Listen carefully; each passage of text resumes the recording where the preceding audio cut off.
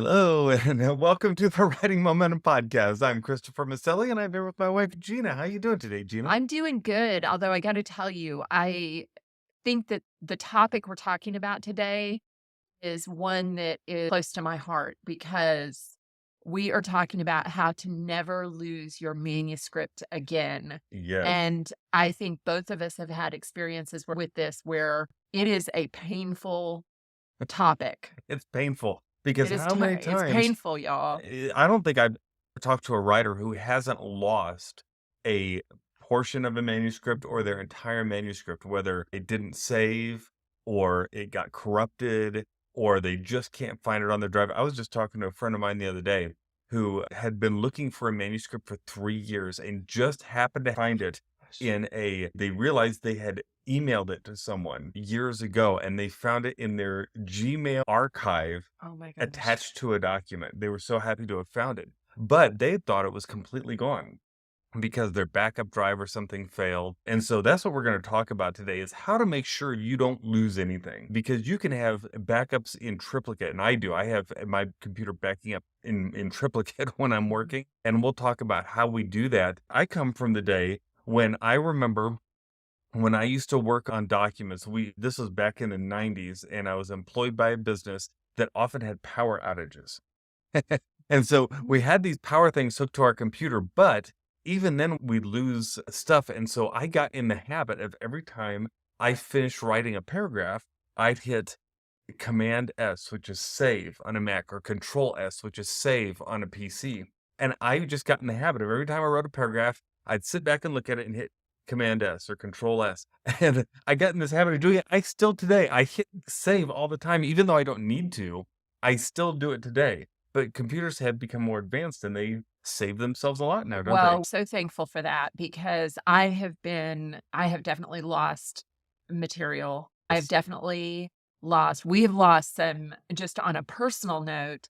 If you will remember our first child, Yes. Oh, this was her horrible. instead of doing a physical baby book for her, we did a website. We used a website. It was Hmm. not Facebook. And because we were wanted to be safe, right? We didn't want all her information out there. And that website, which we then discovered was hosted in China, I believe. We didn't know that at the time. I don't think we really realized that, or it had been sold or something, but they just took it down. Yeah, they took the We website down. lost her entire first year. It's still I used to have physical reactions to that when we would talk about that. I don't do that anymore. I don't have still pretty painful. And then I have had a situation where I had my whole computer became corrupted. Yeah, she just lost I everything on her lost computer. everything. Yeah. And I also lost a lot of personal journal type stuff. So I am very interested in learning about how to never lose that because even if you've just been working for an hour on a document to then lose that hour, it just feels like such a loss because it's a creative work, Yep. right? We're there putting our heart and soul into it. We're working on it, we're moving things around, we're editing things, and then all of a sudden that work is gone Yeah. and you have to try to date or think back to, okay, what did I do? How did I word that? Where did I move that?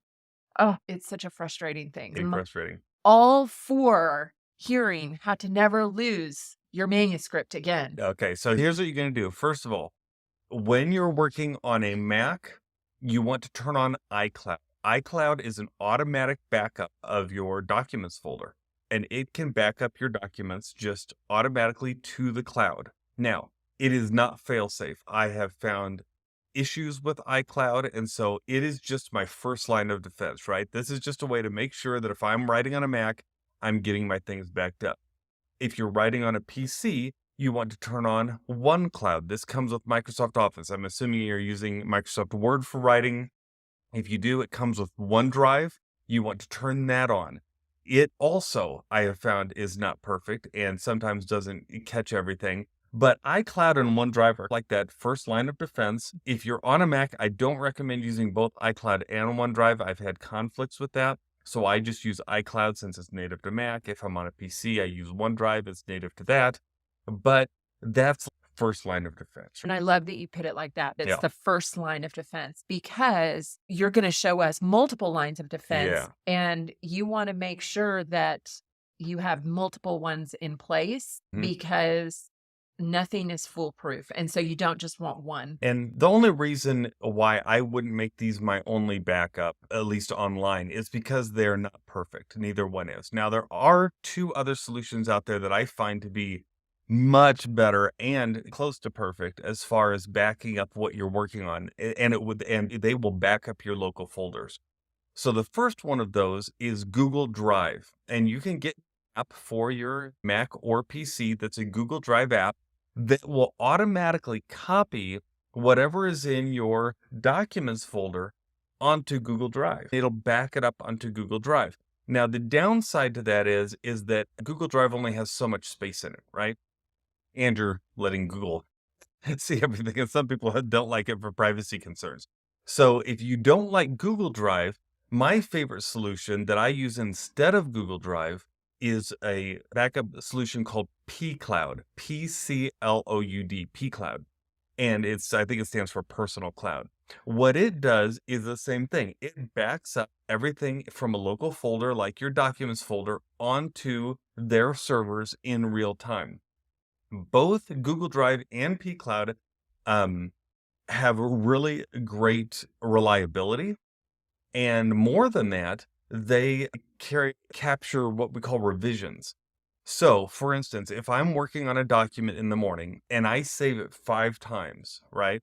Because I change things as I'm going, I open it and close it, and whatever, things change over time. I can open up that document in pCloud and I can see every save point and I can restore any one of those, which is really great. So that means if it's not a matter of losing something, but you just write over something that you're doing, you can restore it back to where you want it, which is really a terrific feature. pCloud is a one-time cost. They have a lifetime deal. It depends on how much space you get. So you want to look it up yourself. Go to writing.fyi/pCloud and you can see the options that they have. Google Drive charges you monthly. And so that's why I kind of like just the one-time cost deal. And again, it depends on how much space you get. But definitely make sure you got the first line of defense, which is iCloud or OneDrive, and then a second line of defense, which is pCloud or Google Drive. You're saying the iCloud and OneDrive, those actually come with your subscription, That's right? right. So there's no additional cost for those. There can be additional costs if you want to get a lot of extra space, but for most people, the free tier of both iCloud and OneDrive is more than enough for your documents. Okay. So we're going from there, then we go to the pCloud or the Google Drive. That's right. And you said you've got a link down below for people who Yeah. want to sign up for Into either those. one of those, yeah, or you can just look them up. So it goes to those two. So those are web Those backups, are right? web You're putting backups. it out there in the cloud. Mhm. Great, because that means if you have a local failure, they're backed up in the cloud. Right. But what if you're concerned about the other way around? What if you're concerned about something on the cloud goes wonky or doesn't work? That's where you want to have a local backup. So for your local backup, I recommend using Time Machine on a Mac. Time Machine comes built in with your Mac, and if you can buy these little external drives, and if you plug that into your Mac, it will automatically back up all your documents onto that external drive. And I do that about once a month. That's not a real-time thing, right? It doesn't happen in real time with every file save you do, but it happens if you leave it plugged into your computer, it'll happen several times a day. But I don't really like doing that because I pick up my laptop and leave with it all the time. So just about once a month, I will make sure that's plugged in and my computer backs up onto that locally. So now I have iCloud backing it up. I've got pCloud backing it up with all the revisions, and then I've got Time Machine backing it up. Okay. Now, I don't know that there's a similar free program that works like that on a PC. If you know that there is, go ahead and you can leave a comment below and let others know. There are some other solutions like Backblaze and that I think will do that sort of thing, but those are paid for products. So I don't really know what you use on a PC, but on a Mac, you use Time Machine and it's free.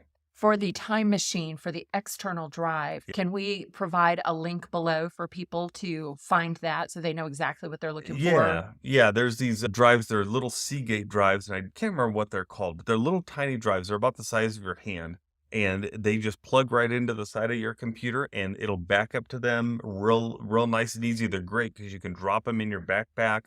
take them wherever you go. They're also great just for transporting files if you need to do that. But they're great little drives, so we can provide the link for that. And does it need any extra cords or anything? Does anybody No, need to think about it it comes comes with with everything you need. everything? Yep, Okay. yep. That sounds perfect. And then finally, I recommend that you save your documents anytime you just have some big change to them. Okay. So let's say you're working on a novel, right?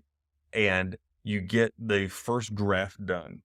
At that point, duplicate the file and save it with a new title. That way, you've still got that old backup. So if your new version, where you're starting to make changes in the second draft, corrupts, you've still got the original draft there. Okay. So now we basically got 4 ways that we're saving a file now, Mhm. right? Through iCloud, through pCloud, through Time Machine, and through a manual iteration. And if you do that, I think you're probably not going to lose much of anything. Now, with that manual iteration, I think it's important that just to point this out, that you want to make sure that you label it or title Yes. it in a way that makes sense to you. So maybe you do the title of your novel one, then two, three, four, or A, B, C, D, or by date, if you want to do it January 2023, maybe it's 0123, and then your next one is 03 2, 3, and your next one go on. Some way that makes sense for you so that you understand what it is that you've got there. I actually like putting the dates in the file name because while you can sort by revision date or last save date or that sort of thing, the problem with that is it'll change when you open the document, right? Now, the creation date won't, but everything else will. So it's nice to, if you're saving a full iteration, what I do is I save by year and then by date. So mine might say 2023 0401 first draft, name of the project, whatever it is. That way, when you sort, it'll bring it up by year first, then by date, then by what draft it is. And that's a real nice way to do it. It keeps everything very clean. Remember, document files are not very big. Even a book file is not very big. So it is totally okay if you have 10 versions of that file. And it's not once you finish the book, if you want to, you can go back and delete some of those that are inconsequential. But it's also cool just to have that because I had a book that I worked on several years ago that I wrote it, I sent it out to some other people to edit. They sent in their edits. I made all the changes in my file and then saved it. And then after some time passed, I thought, I don't think I agreed with some of those edits, but I hadn't saved an iteration of it, so I had no way of getting back to my original manuscripts, the ones I originally had made, and I so wish I had. And so I've learned from that. These are all learning things. And so that's why today I still hit Command S every time I finish a paragraph, but I also make sure that I've backed up to iCloud or OneDrive, I've backed up to pCloud or Google Drive, I've backed up to Time Machine once a month, and I've done those manual iterations. The great thing about that is that other than that local Time Machine backup, all of these are automatic. They're set it and forget it. You don't have to think about doing it unless you specifically want to. And that's a way to make sure you never lose your manuscript again.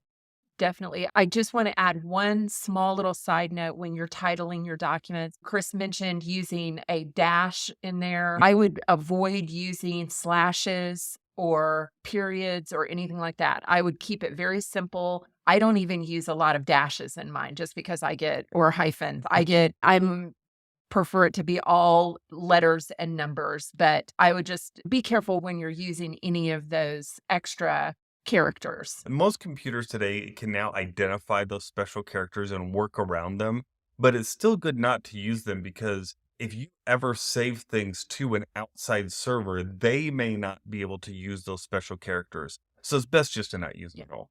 If you enjoyed this episode, if you're excited that you're never going to lose a manuscript again, will you go ahead and rate, review, subscribe, and share this with someone that you know that loves writing, that wants to learn more about writing? Your reviews mean so much to us and they help others find the podcast. And of course, hit subscribe if you want to make sure that you never miss another episode again. I would even add to that, if you guys have a question or you have a topic that you'd like us to cover, go to writingmomentum.com and let us know. We want to hear from you. Absolutely. Thank you for joining us. And until next time, Together, we have writing momentum. that's right. Don't forget it. Bye bye.